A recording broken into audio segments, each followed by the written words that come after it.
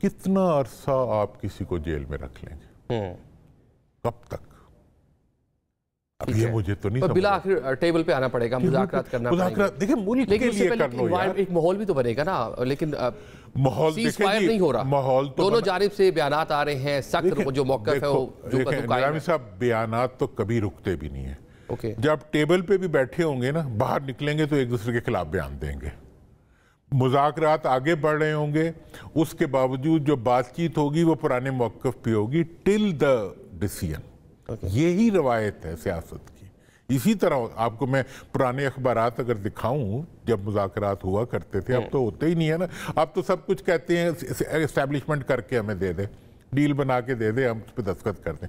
नहीं, पहले सियासतदान खुद सियासत किया करते थे। ठीक है, उस वक्त हर चीज़ इसी तरह होती थी। तो आज भी सियासतदान हुकूमत को चाहिए कि वह हुकूमत बने।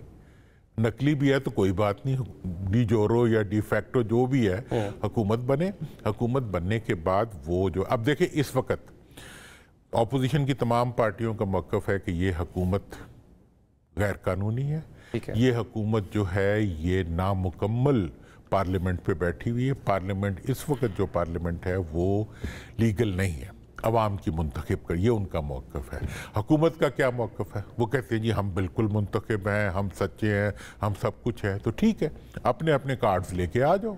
ठीक है, अब दोनों जानिब से चले, अपना स्टेटस को बरकरार है। पाकिस्तान तहरीक इंसाफ थोड़ा सा माइल्ड हुई है, मुज़ाकरात करने पे राज़ी है, हुकूमत वहीं खड़ी हुई है। तो अब कौन सी ऐसी शख्सियत है, कौन सा ऐसा इदारा है जो दोनों को बिठा कर मामलात आगे बढ़वा सके, कोई डायलॉग शुरू करवा सके? मेरा ख्याल ये है कि देखिए, ये जिम्मेदारी दो इदारों पे आती है जी। एक तो था प्रेसिडेंट का इंस्टीट्यूशन, प्रेसिडेंट ऑफ पाकिस्तान का इंस्टीट्यूशन, ठीक है ना जी। लेकिन वो तो अब खुद जो है आजकल मसरूफ़ हैं इसकी हुकूमत की कुर्सी खींचने के ऊपर। मतलब अच्छा, आजकल तो वो लगता है कि शहबाज साहब की मतलब ऐवान सदर से ऐवान वज़ीर आज़म के खिलाफ साजिश हो रही है, आप ये कह रहे हैं? अच्छा, एक किस्म की खबरें यही है। दूसरी तरफ ये है कि जो पार्टी के चीफ है मियाँ साहब, नवाज शरीफ साहब, वो भी इसमें बड़ा बुनियादी रोल प्ले कर सकते हैं एक रिकन्सिलिएशन के। लेकिन वो भी जो है वो भी शहबाज साहब से खुश नहीं है। अब वो बेचारे तो हॉट प्लेट पे बैठे हुए वजीर आजम है ना। अच्छा जी, अब ये है कि एक तो शहबाज साहब की जिम्मेदारी और मियाँ नवाज शरीफ साहब की जिम्मेदारी बनती थी कि वो इस वक्त एल्डरली एक्ट करते। फॉर्म 47 वाले ही हैं, बेशक वो 45 के नहीं है, उसके बावजूद एज और उनका एक्सपीरियंस ये डिमांड करता था कि वो हुकूमती लस्ट से आगे बढ़ते हुए वो पाकिस्तान की मोहब्बत में रिकन्सिलिएटरी रोल प्ले करते, भूल जाते यार कौन मेरा घर का बंदा कहाँ है और कहाँ नहीं। दूसरा रोल बनता था प्रेसिडेंट का। इतना बड़ा प्रेसिडेंट हाउस जो है वो कभी तो काम आए किसी के।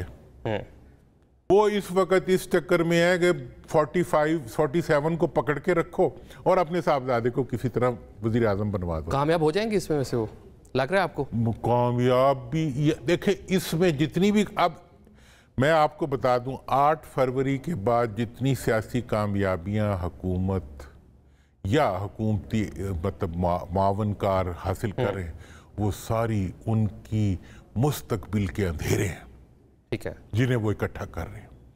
अवाम की जो है ना वो कैलकुलेटर, वो 8 फरवरी से ऑन है और वो हर एक का हिसाब रख रहे हैं। और ये पहली दफ़ा हुआ in the history of Pakistan. पिछले 54 साल तक हर हुकूमत जो थी वो ताउन से आती रही है। भुट्टो साहब याया खान के ताउन से, और अपने नवाज साहब जो है वो ज़ियाउल हक के आगे अला हाज़ल के आस। इवन 18 में इमरान खान साहब भी ताउन से आए थे। लेकिन 24 में अवाम ने यू टर्न ले लिए। अब वो नहीं मानते अख्तियार को, अब वो नहीं मानते कबूलियत को।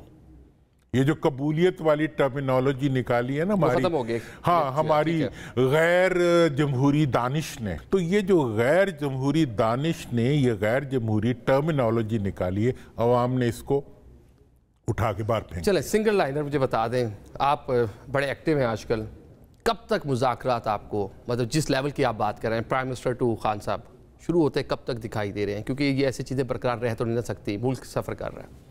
देखिए, मैं डेटें तो कभी देता नहीं हूँ, मेरी तबीयत आपको पता है।